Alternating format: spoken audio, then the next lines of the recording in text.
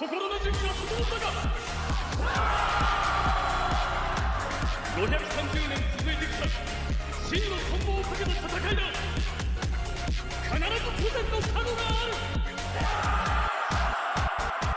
これまで散っていった者たち必ず背を支えてくれる。最後まで戦うぞ真の古来。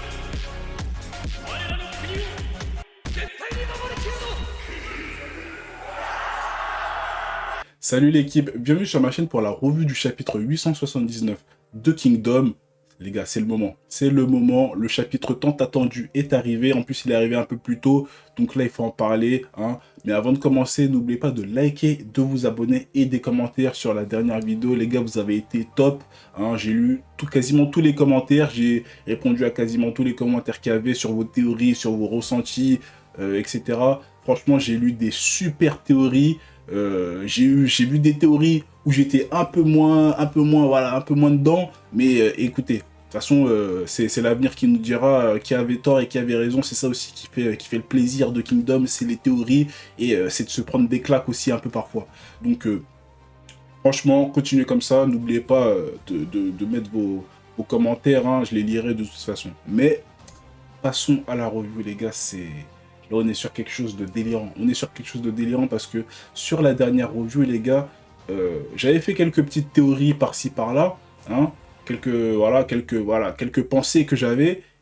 Et les pires pensées que j'ai eues, elles sont arrivées dans ce chapitre. Donc là, franchement, là, Ishin, ça va être difficile. Ça va être difficile. On commence ce chapitre, là où on s'en était arrêté, tout simplement avec Shin qui s'énerve, qui charge sur ses adversaires qui sont là.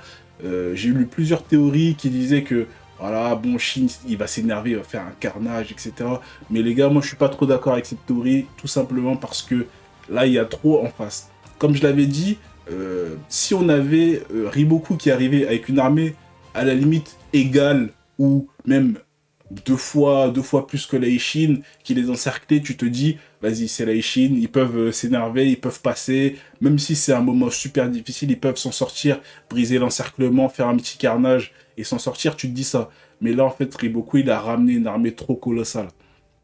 On va pas se mentir, comme je l'avais dit, que ce soit sur les dessins, sur le ressenti qu'ont les personnages, en mode c'est échec et mat, ça sert à rien de penser que tu peux y arriver avec la force du courage ou je ne sais quoi. Donc la Chine, il s'oublie, il essaie d'attaquer, et t'as ces soldats qui arrivent, qui se sacrifient pour lui, t'as Karyuten qui arrive, elle se rapproche en plus des adversaires pour lui expliquer la situation, que là c'est chaud, arrête de faire l'imbécile, si tu meurs, là c'est de toute façon, dans tous les cas, quoi qu'il arrive, si toi tu meurs, ça sert à rien d'essayer de survivre, le reste de l'armée, elle est complètement foutue, il y a vraiment plus d'espoir, quoi. Donc, au moins, toi, tu survis, et il y a une chance que la Ishin, elle renaisse, et voilà. Donc, elle lui explique un peu ça en rapide.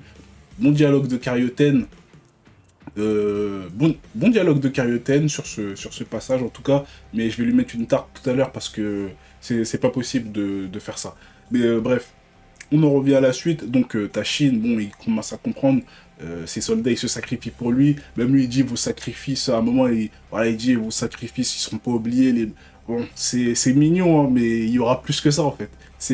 Tu vois, c'est pas, il n'empêche pas, tu vois, c'est pas des sacrifices qui font que Shin va survivre.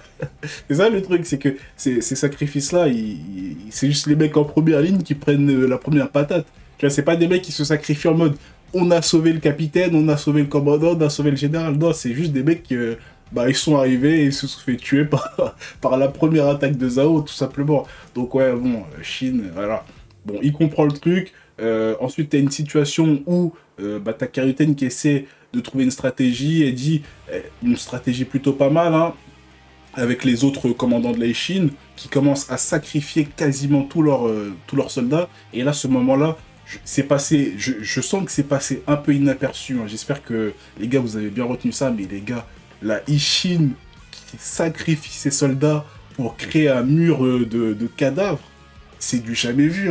Même t'as les soldats de la Ishin, les vétérans, ils commencent à se dire, je pensais jamais que j'allais faire ça. Vas-y, on est obligé de le faire. Vas-y, les gars, allez le faire et tout. Et t'as les soldats qui disent, je suis heureux de le faire et tout.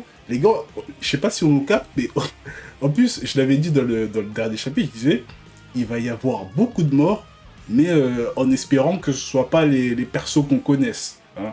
Que ce soit pas les anciens de la Ishin, les persos qu'on aime bien, qui sont là depuis des centaines de chapitres, etc. Mais il y aura beaucoup de morts au niveau des soldats de la Ishin.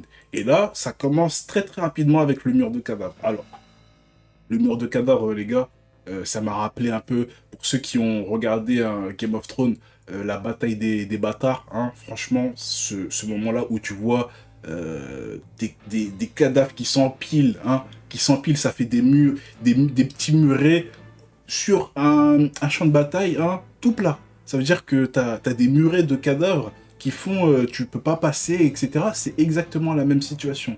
Et là, on l'a sur Kingdom, et je trouve que c'est de la folie qu'on puisse assister à ça avec la Ishin. Parce que ce genre de situation-là, d'habitude, le genre de situation complètement absurde au niveau de la guerre, où les soldats se sacrifient, où c'est des situations impossibles et tout, souvent, bah, c'est les armées des autres généraux de Qin, de Zhao, etc., des autres états. Mais jamais la Ishin, elle a subi quelque chose d'aussi violent, hein. Hein. Elle a subi des trucs, on va pas faire semblant, elle a subi des trucs, mais un truc du genre, ouais, on sacrifie nos hommes, allez, genre, tu sais, c'est pas en mode on se bat, bon, il y en a, on sait qu'ils vont mourir dans une charge, etc. Non, on parle pas de ça, on parle de gens, on leur dit, les gars, vous devez aller mourir pour nous faire gagner du temps. C'est pas pour tuer un général, c'est pas pour gagner, c'est pas pour truc, c'est, les gars, il faut que vous utilisiez votre vie et votre corps pour nous faire gagner peut-être quelques minutes de plus pour réfléchir. Parce que c'est pas pour en mode on va gagner, il y a une solution, c'est juste pour le temps de réfléchir à la situation en fait. C'est de la folie. Et là, t'as un mur de chair et de sang qui est fait qui est fait entre la Ishin et Riboku. Et on est dans une situation de fou. Et t'as les soldats derrière, ils sont complètement déboussolés. T'as Karyoten qui demande des infos aux mecs qui sont sur le mur en train de se prendre des flèches. Il y en a, ils ont 3 boucliers sur eux et ils regardent la situation. Ils disent, mais c'est une mer de soldats en face. On peut faire quoi en fait? Non, les gars, là, on est sur du banger. Du banger. Vraiment, on est sur du banger. Et pourtant, si on regarde bien le chapitre, les gars, il n'y a pas spécialement beaucoup d'événements qui se sont passés, hein. Hein, donc on a la situation de Kyokai qui n'a pas changé, on sait qu'elle est encerclée, et même t'as les soldats qui donnent les infos qui disent elle est encerclée, elle a besoin d'aide, sinon elle aussi, bah en fait c'est catastrophique.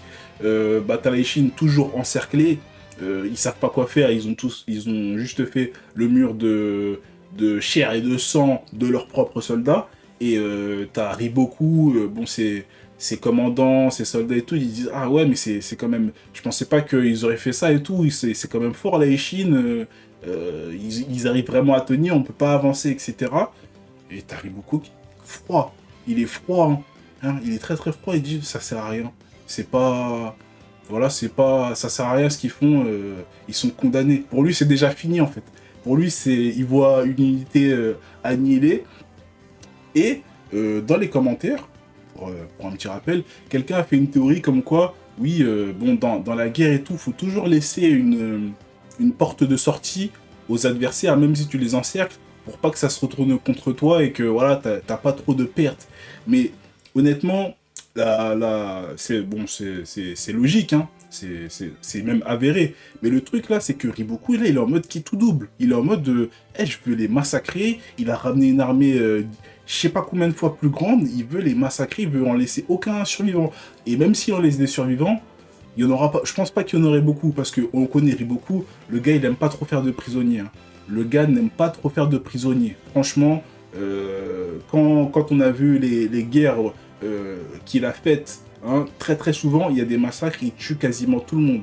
Il fait le gentil, tout ça. Mais lui, il n'y a pas trop comment ça s'appelle, de prisonniers. Bon, on va prendre le cas, là c'est un peu plus extrême, le cas de Kanki. Il a laissé aucun prisonnier, tu vois. Mais en vrai c'était l'armée de Kanki. Voilà, c'était les démons, fallait les tuer, etc. Encore ça, c'est... Voilà. Mais dans tous les cas, quand Shin est arrivé avec Muten, etc., il voulait laisser personne en vie, hein. Je pense pas qu'il allait laisser quelqu'un en vie, à part si c'était peut-être Shin ou ou Muten ou quoi, tu vois, tu peux les mettre prisonniers, ces gars-là, puisqu'en soi, ils n'ont pas fait de massacre, il y a moyen. Mais dans ce qu'on a vu, pour moi, il laissait aucune personne en vie, hein. Il laissait aucune personne en vie, c'était des encerclements, on vous encercle, on vous détruit. Et Kanki avait réussi à sortir, simplement parce que lui-même, Riboku voulait pas que ses soldats ils aient trop de pertes en fait, hein. Il voulait pas envoyer ses meilleurs soldats contre Kanki pour les empêcher de briser l'encerclement parce qu'il savait que ça allait être chaud et il allait perdre de sacrés éléments, tu vois. Donc même Banonji, tu vois, il voulait même pas l'emmener parce qu'il avait peur qu'il se fasse rafaler par un Zeno, tu vois. Donc effectivement, on va dire que même dans cette situation-là, quand il a vu que Kanki il était plus fort que ce qu'il pensait, hein, il a fait, on va pas risquer, on va lui laisser la porte de sortie, même si en soi il n'était pas content de le laisser partir, c'était pas son plan de base, il a laissé parce qu'il a vu que sinon il allait trop perdre. Hein. Donc ça c'est des situations dans ce genre-là, t'avais Kyukai qui avait brisé l'encerclement avec Shin, Muten, etc. Tu vois, t'as des situations un peu particulières où peut-être Riboku peut se dire vas-y je les laisse un peu sortir parce que là c'est un peu chaud pour moi, alors que là on est dans une situation où il nous fait clairement comprendre je vais pas les laisser sortir, je vais les démolir. Donc à partir de là ça devient un peu chaud pour l'Aishin. Kyukai pareil, ils commencent à faire des plans, ils se disent peut-être rejoindre avec Kyukai pour faire une percée à deux et tout. Ils se sont dit non c'est mort, ça c'est sûr, Riboku il va le prévoir, et c'est ça le problème quand t'as un adversaire comme Riboku, c'est que même si t'as des stratégies qui sont logiques, même bonnes, tu vas te dire, il est tellement dans ta tête, il fait tellement peur que tu vas te dire, non, faut pas le faire, il va savoir et tout, donc t'es bloqué. Donc tu sais pas quoi faire. Parce que là, Karyoten, elle a fait plusieurs plans dans sa tête, même à haute voix, elle les a dit, mais dans sa tête, elle sait très bien que ça sert à rien, Riboku, il va pouvoir contrer. Il a même sûrement des contre-mesures qui vont faire des contre-coups encore plus violents que si t'avais rien fait, tu vois. Donc, à partir de là, elle est complètement dépassée, la Karyoten. Et honnêtement, est-ce qu'on peut lui en vouloir? Non. Franchement, honnêtement, on peut pas lui en vouloir. Riboku avec un avantage aussi monstrueux, pour retourner la situation, je vois pas qui peut le faire. Franchement, même tu fous Houssen dans cette situation, je pense pas qu'il puisse faire quelque chose, honnêtement. Je pense pas qu'il puisse faire quelque chose. Le seul qui puisse faire quelque chose, c'est peut-être un Mubu. Un Mubu qui va utiliser la puissance de son armée pour faire une percée, mais il va perdre quasiment tous ses hommes, parce qu'on se rappelle qu'il l'avait fait à Bayou à l'époque et tout. Même si c'était un peu différent, il avait eu une aide extérieure qui avait fait que, voilà, on s'occupait un peu moins de lui, mais vous avez capté ce que je veux dire. Avec sa force brute, c'est le seul truc qui puisse, entre guillemets, faire que. Peut-être Yotenwa aussi avec sa force brute, et encore. Parce que là, en fait, il y a tellement de soldats que c'est mort, en fait. C'est mort. Et l'Aishin, même s'ils sont forts martialement, ils peuvent pas... Ils ont vu eux-mêmes qu'il y avait trop de soldats, ils peuvent pas faire cette percée. Et même un Mubu, une Yotenwa, j'ai du mal à croire qu'il puisse faire une percée sur ce genre de situation. Un Kanki, je sais pas, franchement, je sais pas ce qu'il aurait pu faire, honnêtement. Je sais pas ce qu'il aurait pu faire. Je pense même à ce moment-là, un Kanki, je pense pas qu'il puisse nous sortir quelque chose d'incroyable.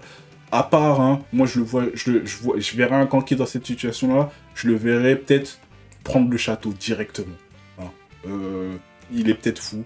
Genre, il va envoyer tous ses hommes sur le château et on y va qui tout double. En mode qui tout double, tu vois. Et après, on prend le château et on met à feu et à sang la ville. Et après, advienne que pourra, tu vois. Je le vois faire une situation en mode qui tout double dans ce sens-là. Mais la Ishin, que peuvent-ils bien faire dans cette situation, hein? Ils sont débordés. Et j'avais lancé la théorie dans le chapitre dernier. Je disais que s'ils veulent vraiment les détruire, t'avais le château dans le dos, t'avais Riboku qui encercle. Si les mecs ils te sortent une cavalerie du château, c'est terminé en fait. C'est absolument terminé. Et dans les commentaires, j'avais eu des théories qui en réalité n'étaient pas trop mal. Donc en fait, j'ai eu les deux aspects de la théorie. Je vais vous expliquer parce que c'est très intéressant. Il y en avait qui disaient que le point faible de Riboku, il n'en a pas beaucoup, mais ses AO, c'est le roi et son entourage, etc., qui lui mettent tout le temps des bâtons dans les roues. Sinon, à part ça, en vrai, Riboku, il n'a pas spécialement un gros point faible, parce que voilà, c'est le GOAT, hein, on va pas se mentir, mais il n'a pas spécialement un vrai point faible, surtout dans une situation pareille. Qu'est-ce qui peut faire que la Chine puisse s'en sortir? Et là, il y en a, ils ont dit, peut-être que ça va venir peut-être que ça va venir du roi qui va faire un truc par rapport à la ville qui puisse aider, entre guillemets, la Chine ou quoi. Donc ça, pourquoi pas. Hein. Surtout qu'on a eu, avant, il y a des chapitres, hein, on a vu Hussein qui dit « Ouais, je connais le point faible de Riboku et tout, voilà, je vais le faire et tout, je vais lui rendre la monnaie de sa pièce, etc. » Mais si Hussein vient faire quelque chose, ou entre guillemets a prévu quelque chose avec Zhao pour contrer Riboku, qu'est-ce que ça serait, hein? Parce que tu as la théorie de ceux qui disent peut-être que Hussein il a prévu quelque chose à Zhao, contre Zhao pour contrecarrer Riboku. Donc qu'est-ce que ça serait? Je vois, franchement les gars, pour le délire de Hussein qui fait quelque chose avec, je sais pas, le roi de Zhao, ou bien je sais pas quoi, Zhao, franchement les gars, je suis dubitatif, je sais pas trop. Maintenant, Riboku, on sait que son point faible, c'est Zhao, mais comment Hussein pourrait faire quelque chose à ce moment-là, hein, à ce moment-là. Donc ça, je suis corda avec le fait que c'est impossible que Hussein fasse rien, parce que je sais qu'il y en a, il y en a dans les commentaires, ils disaient mais vous êtes des fous et tout, pourquoi vous parlez d'Hussein, il est même pas là, on l'a pas vu, etc. Mais il faut pas qu'on oublie. En plus, il est loin. Normalement, il est censé être loin, Hussein. Mais on l'a pas vu. C'est le seul qu'on n'a pas vu depuis plusieurs chapitres. On a vu les situations des autres armées de Qin à peu près, tu vois. Enfin, même pas à peu près. On a bien vu leur situation, même si des jours ont passé. On sait ce qui se passe exactement. Mais le seul champ de bataille où on sait absolument pas ce qui se passe, c'est celui d'Hussein. Hein. C'est celui d'Hussein. Rappelez-vous, on a vu tous les aspects des champs de bataille de Qin, on sait c'est quoi leur situation réellement. On sait que tellement ils ont perdu leur leader, mais on sait que là, t'as la tribu des sans-yeux, là, ils gèrent le bail, même si, voilà, c'est un peu dur, mais ils gèrent le bail. T'as, comment ça s'appelle, t'as Oon, il tient le délire, même si c'est dur, on voit avec Etki et tout, on sait qu'ils vont tenir, que tant qu'il n'y a pas un grand changement, ça devrait aller, même si c'est dur, hein, mais ça devrait aller. On a l'ancienne armée de tout qui gère son champ de bataille plutôt correctement. Il n'y a pas on n'a pas vu de grandes manifestations, de grandes stratégies ou quoi, mais ça reste tranquille, tu vois. Donc, on a vu tous les champs de bataille. La dernière fois qu'on a vu Hussein, il y avait comment ça s'appelle, Shibasho qui commençait à bouger ou je ne sais quoi. Bam bam, t'as Hussein qui dit c'est le moment, c'est la stratégie de je ne sais pas quoi. Et bam, on les a plus revus. C'est ça qui est un peu intriguant.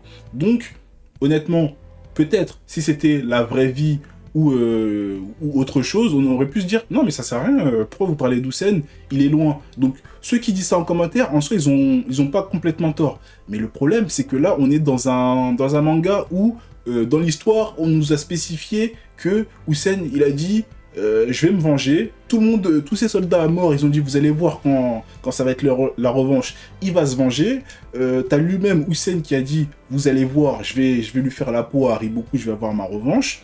Et en plus de ça, il dit ouais de toute façon la prochaine fois c'est sûr je gagne parce que je connais son point faible. Donc honnêtement en termes de storytelling, hein, tous ceux qui ont dit Hussein il doit faire quelque chose, ils ont totalement raison. Comment on va nous hyper le truc d'un Hussein qui doit faire quelque chose à sa revanche, il a créé sa nouvelle armée, tout le monde compte sur lui, tous ces généraux qui sont morts, ils ont dit il va se venger, vous allez voir, etc. Lui-même il dit je connais le point faible de Riboku, la prochaine fois qu'on se voit je vais lui faire la peau. Et là quand c'est la guerre entre les deux, sûrement la dernière, il va rien faire, c'est trop étrange. Et surtout que là on est à un moment trop crucial pour que je sais pas, par exemple, la Chine, ils perdent, et ensuite Riboku, il fait sa vie, et ensuite, voilà, il se fait piéger par un Hussein, voilà, ce serait étrange. Là, il faut que ça parte dans tous les sens, en fait. Là, c'est maintenant ou jamais, quand Riboku, il s'y attend le moins. Parce que j'ai du mal à croire que Hussein, son plan, il puisse marcher aussi bien que maintenant. Quand t'as la Ishin qui sont en train de quasiment clamser, et que lui, entre guillemets, il est devant Canton, tout, tu vois, c'est le bordel. Donc si son plan, il marche maintenant, je pense qu'il va faire très très mal. Donc c'est pour ça que les gens qui disent Hussein, il a un plan, il va faire quelque chose, moi je suis avec eux. Ceux qui disent Houssen, il est trop loin, pourquoi vous parlez de lui, il est même pas là, je suis pas avec eux, mais je trouve ça extrêmement logique. Parce que c'est vrai, en fait. Pourquoi on parlerait d'Houssen? La vérité. On va pas se mentir que si on n'avait pas vu les chapitres où lui-même, il disait « Ouais, je connais la faiblesse, etc. Avec tous les foreshadowing qu'il y a eu, pourquoi on parlerait d'Houssen? Même s'il a perdu et qu'on sait qu'il est fort et tout, pourquoi on parlerait de lui à ce moment-là, tu vois? Ce serait étrange. Donc voilà. Après, il y en a, ils ont parlé de Yoko Yoko qui peut arriver. Ouais, pourquoi pas. Mais encore une fois, les gars, encore une fois, comment... En fait, ce serait pas... Si Yoko Yoko, il arrive, ce serait, encore une fois, un problème de scénario pour moi. Parce que je vais vous expliquer pourquoi. D'abord, Yoko Yoko, il était tout à l'arrière. Il était dans les premières lignes de défense de Zhao, à bloquer l'ancienne armée de Fute et de Kaine. De base, hein. De base, c'était ça. Mais après, ils ont pris un passage secret, ils se sont téléportés devant Canton. Hein. Voilà. Ils se sont téléportés devant Canton avec la majorité de leur armée. Donc, à ce moment-là, Yoko Yoko, qu'est-ce qu'il fait? Il est où? On ne sait pas. Et encore une fois, si Yoko Yoko, il est en face d'hommes de paille, franchement, un Yoko Yoko, on a vu qu'il est intelligent. Il va pas savoir qu'il n'y a pas de généraux contre qui se bat et que peut-être la moitié de leur armée se sont barrés. Je trouve ça étrange. Et si il arrive à voir ça, et que, je sais pas, soit il est détruit, soit il détruit ses restes d'hommes fantoches, là, soit il est détruit, ou soit il se barre, et il dit « Ah, vous vous êtes passé par là », ou bien « Ah, ils se sont enfuis de ce côté-là, et ah, je commence à comprendre, ils ont pris un passage, ils ont esquivé, je vais les suivre. » Peut-être qu'il les a suivis, mais à ce moment-là, les gars, ce serait totalement illogique que Yoko Yoko, là, tout de suite, il débarque, et il attaque Zhao dans le dos au niveau de Riboku pour sauver l'Aishin. Ça voudrait dire que le gars, il a pris des passages secrets, et que même les armées de Muten, ils les ont pas vus. Et Yoko Yoko de lui-même, il a pas prévenu Muten qui était en train de protéger des marionnettes en fait. Hein. C'est littéralement ça. Il était en train de protéger l'Aishin de marionnettes. En fait, les mecs en face d'eux, ils ont pas de général, ils ont rien, ils ont pas de commandant. Sûrement leur armée elle a été coupée en deux, l'autre elle s'est barrée. Et Yoko Yoko, il aurait pas, genre juste envoyé un mec, à un des commandants de Muten ou à Muten lui-même, lui dire frérot, j'étais en train de me battre là, et en fait les commandants ils se sont tous barrés, les généraux ils se sont barrés, avec peut-être la moitié de leur armée, vers Canton, vers vos lignes que vous défendez, mais bizarrement je les vois pas en train de se battre contre vous, donc je me pose des questions. Donc, ou bien encore pire, là ce sera encore pire. Hein. S'il arrive vraiment devant Canton, ce sera encore pire. Ça voudrait dire, il aurait juste pu envoyer un mec à Muten, lui dire tu sais pas quoi, il y a des mecs, il y a une armée là, ils ont pris un passage secret, je suis en train de les suivre. Là, je sais pas où ils vont, hein, mais je les suis là, et je vais voir ce qui se passe. Hein. Pourquoi pas envoyer un mec comme ça? Donc là, si Yoko Yoko il arrive, ce serait too much. Surtout que Muten, on sait qu'il a compris la situation, et il est en train de venir. Donc, Yoko Yoko, si t'arrives avant Muten, ça veut dire que tu l'as même pas envoyé le message pour lui dire il y a Anguille sous roche là. Ce serait complètement débile. Donc, il y en a, ils m'ont dit Yoko Yoko qui arrive, je veux bien, mais il faut une explication très très correcte. Sinon, ils nous prennent pour des cons. On va pas se mentir, sinon ils nous prennent pour des cons, tout le monde passe par des passages secrets, personne se parle, tout le monde oublie de s'envoyer les infos, alors que c'est la base. Donc non, faut pas abuser. Yoko Yoko, s'il arrive, je veux qu'il y ait une interaction entre lui et Muten à un moment donné, sinon c'est illogique. Que Yoko Yoko, il arrive avant Muten. Hein. Ce serait totalement illogique, parce que les personnes qui sont le plus proches de ce qu'on sait, hein, de ce qu'on sait, les personnages les plus proches, en tout cas de la Ishin pour les sauver, c'est l'armée de Muten qui défendait la dernière ligne. Donc, à part ça, je vois rien. Hein. Donc, après, il y en a aussi dans les commentaires la théorie de... oui, c'est vrai que, en vrai, Riboku, il a pris beaucoup d'hommes de sûrement toutes les armées, et ça a pu fragiliser tous les fronts, et sûrement qu'un Houssen peut... sûrement voir ce genre de choses. Hein. On va pas se mentir, il est pas bête. Et même les autres armées peuvent voir ce genre de choses. Donc, quelle sera la réponse? Mais la réponse, elle peut être très très facile. Peut-être que maintenant, on n'a pas la réponse, enfin on n'a pas les infos, mais peut-être que l'armée de Qin, ils sont en train de massacrer les armées qui sont en face, ils sont en train de gagner du terrain, etc. Mais ça change rien au fait que comment ils peuvent aller sauver les Chine. Hein? Parce qu'encore une fois, en fait, ça, les gars, ça revient au même. Encore une fois, imaginons que Hussein, il voit que, je sais pas, l'armée de Shibaso, il leur manque tant de soldats. Il dit, ah, c'est bizarre, il leur manque tant de soldats. Et même en étant intelligent, il se dit, ok, il y a pas longtemps, on a reçu l'info que Chine, il est déjà parti sur Canton, etc. Ils ont sûrement envoyé des hommes pour aider, etc. Et en plus de ça, on avait, sur les derniers chapitres, hein, je crois que c'était quand Chine il venait d'arriver, on avait dit que à partir de ce moment-là, j'avais dit à partir de ce moment-là, normalement sur tous les fronts, ils vont commencer à paniquer, à envoyer des hommes parce qu'ils peuvent pas laisser Canton tout seul. Donc c'est sûrement ce qui s'est passé et que, voilà, t'as comment ça s'appelle, Riboku qui a dû prendre ses hommes pour faire son armée, mais encore une fois, c'est quelle vitesse? Parce que ils sont sur des fronts tellement éloignés, comment il peut prendre autant de mecs et arriver aussi rapidement sur Chine? Et il y en a, dans les commentaires, ils nous disent peut-être que l'armée était déjà là. Si elle est déjà là, c'est excessif. Hein, les gars, on va pas se mentir. Si l'armée était déjà là, si on dit que peut-être il y avait une partie de l'armée qui était déjà là, je trouve ça excessif, faut pas abuser. Lui, de toute façon, Riboku, il a déjà dit, on a pris des passages secrets, etc. Mais c'est un peu... Comme je l'ai dit, c'était un peu facile, parce que ce soit en termes de visibilité et de vitesse, tout le monde est aveugle et personne ne voit rien, en fait. Tout le monde est aveugle, personne ne ressent rien, tu vois, c'est un peu étrange. C'est un peu étrange, parce que ça voudrait dire que sur tous les fronts de Zhao, t'as des mecs qui seraient partis, à peu près, voilà, dès qu'ils ont reçu l'info, dont on envoie tant, Riboku, il les a pris, il a fait son armée en même temps que lui, les armées de Kaine, etc. et tout, ils sont venus par des passages secrets, ils se sont tous rejoints et ils ont encerclé la Chine. Vous trouvez pas que c'est un peu beaucoup? Vous trouvez pas que c'est un peu beaucoup, hein? Donc voilà. Donc ça c'est les gars, ça c'était la partie un peu commentaire théorie que j'ai vue. Franchement, j'espère en tout cas que si Yoko arrive, on aurait une interaction entre lui et Muten, sinon ça serait pas logique qu'il y en ait un. Surtout que Yoko arrive en premier, ça passerait pas en fait, ça passerait pas.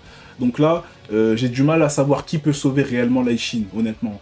La situation est catastrophique. Comme je l'avais dit, si jamais les cavaliers sortent du château pour attaquer la Chine par derrière, c'est foutu.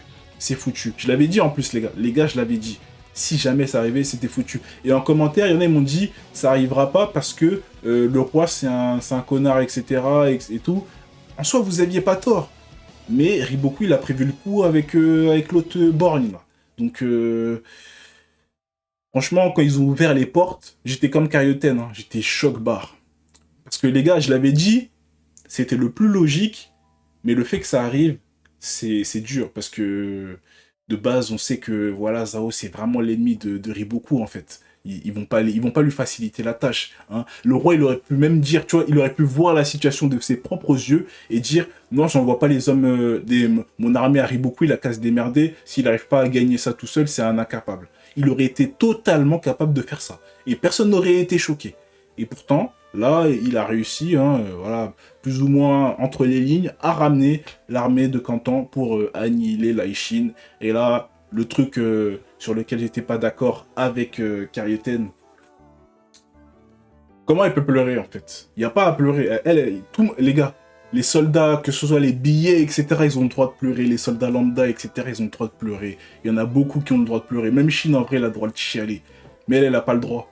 C'est la stratège de la Chine. Vous imaginez? Vous êtes là, vous êtes en train de vous battre, hein, dans une situation désespérée. T'as la stratège qui chiale, wesh.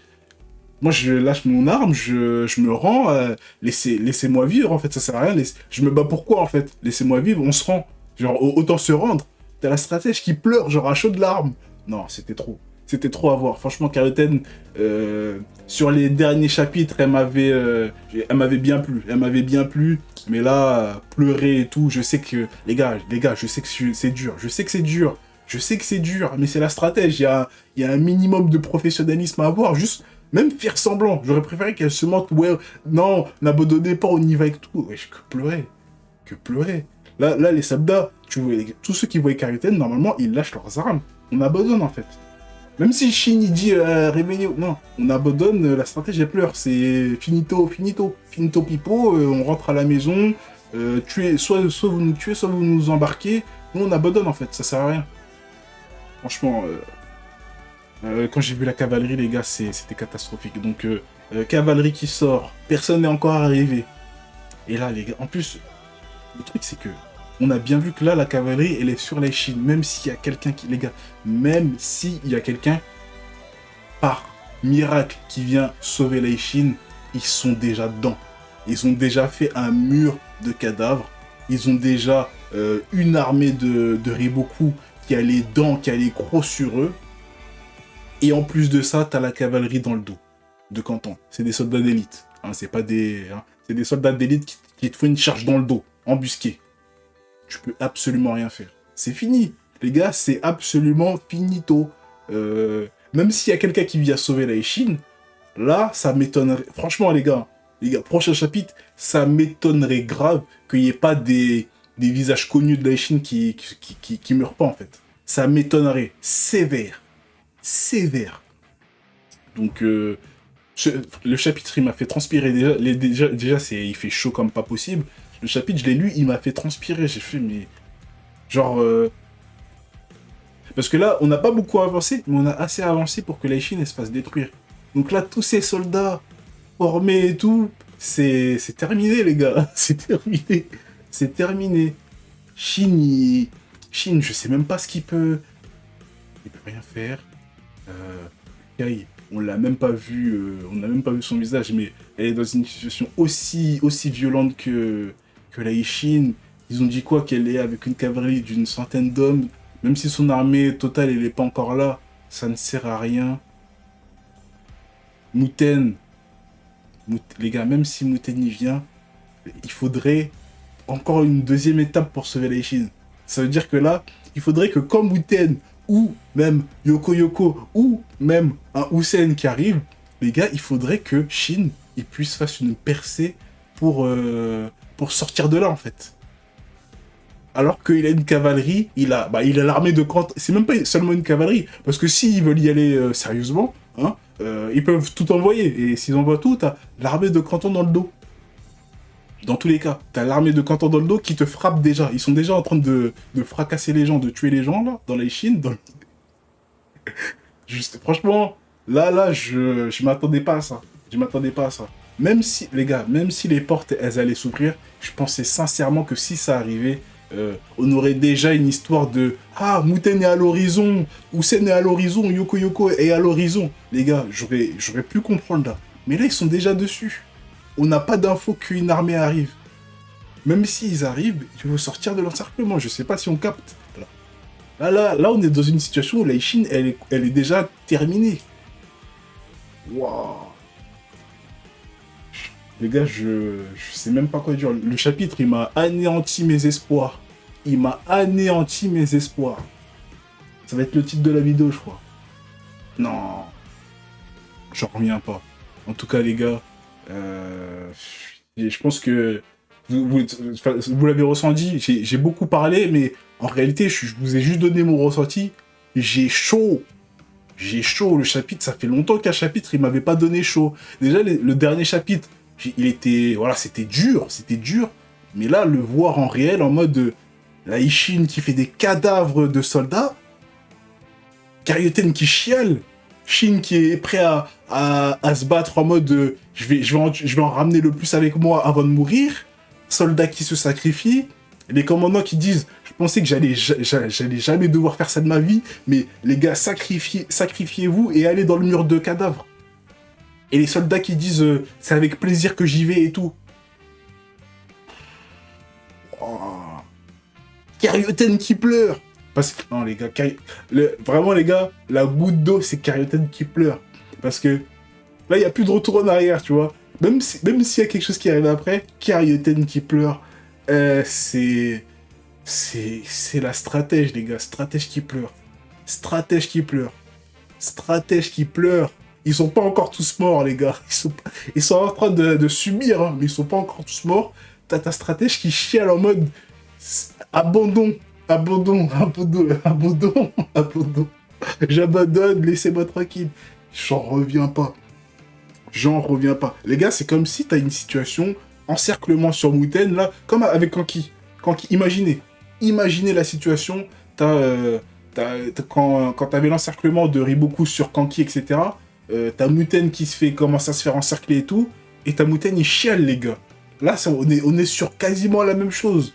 T'as Muten, il commence à... Tu vois, il essaie de trouver des solutions et tout, et il chiale, il se met à chialer, il se dit, ça sert à rien, les gars. Il commence à pleurer à chaudes larmes.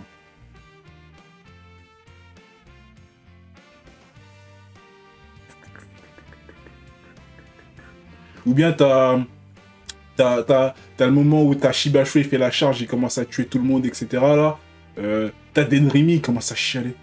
Tu vois. T'as Denrimi, il chiale. Genre, il voit Shibashu arriver, etc. Il sait que c'est cuit. Il commence à pleurer, tu vois.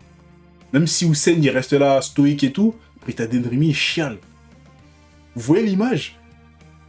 Non. Franchement, Karyoten, faut qu'elle... Les gars, j'ai essayé de ce personnage, les gars, j'ai essayé de lui donner des chances. Elle a fait des bonnes choses. Même dernièrement, elle a aussi encore fait de très belles choses, etc. Mais franchement, les gars, pour l'ambiance du manga, j'espère qu'elle va mourir, les gars. Désolé. Désolé de dire ça pour ceux qui aiment bien Karyoten. C'est, ouais, je sais, c'est une ancienne, etc. Il faut qu'elle meure. Je suis désolé. Je sais qu'il y en a, ils vont pas être d'accord avec moi, etc.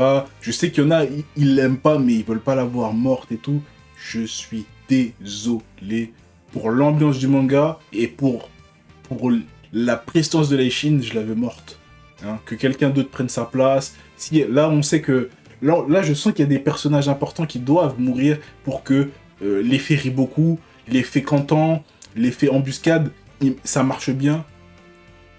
Qu'elle se fasse tuer, lancer-lui, tirer-lui une flèche, une épée dans le ventre, pitié. Faut qu'elle parte, faut qu'on avance, faut que l'Aishin, quand elle pourra se relever, elle réfléchisse à avoir des gens sérieux, parce que tu peux pas avoir une stratège qui chiale. Hein, ou bien qu'elle prenne sa retraite après ça, même si elle survit, qu'après elle dise, après quand l'Aishin elle survit, elle dit j'ai pas ma place dans l'Aishin, laisse-moi, je peux plus être la stratège de l'Aishin, je veux juste faire la logistique. Quelqu'un d'autre doit prendre ma place, c'est plus possible là. C'est plus possible, s'il vous plaît, parce que franchement c'est trop. Qu'elle chiale en fait, c'est trop. Déjà elle était choquée quand elle a vu le piège. Cerveau free, son cerveau il a free. Et après elle pleure. Non. Là, on a vu des personnages avoir des situations encore plus violentes, plus catastrophiques. Ils ont pas chialé, ils ont accepté, au moins ils ont accepté la défaite, ils ont fait on va faire comme ça, etc. Et à côté, t'as une... J'espère sincèrement qu'elle meurt ou qu'on enlève de la story, parce que avoir ça dans la Aishin, là, ça suffit. Déjà, elle a tout le temps la goutte, on accepte. Elle fait tout le temps des reproches bizarres à Shin, souvent, on accepte. Voilà, quoi. Non, faut quelque chose de meilleur, là. Et je sais qu'il y en a, ils vont dire, oui, mais les jeunes, c'est fini, là. Là, il n'y a plus de jeunes, là. Shin, il a genre 30 ans. Elle a pas, elle a dans la vingtaine.